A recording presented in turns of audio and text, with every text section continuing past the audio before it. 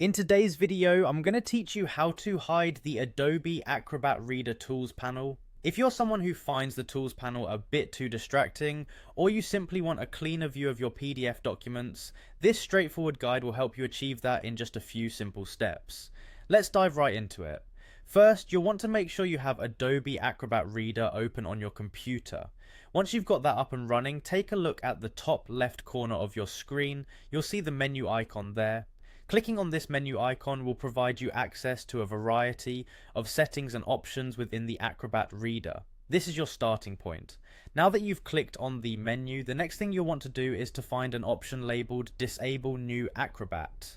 This might sound a bit complex, but in reality, it's a simple toggle that Adobe provides to help modify your workspace to better fit your preferences. By disabling the new Acrobat, what you're essentially doing is opting for a more classic, streamlined view within your Adobe Reader, which often results in hiding some of the toolbars, including that tools panel that can be quite space consuming on your screen.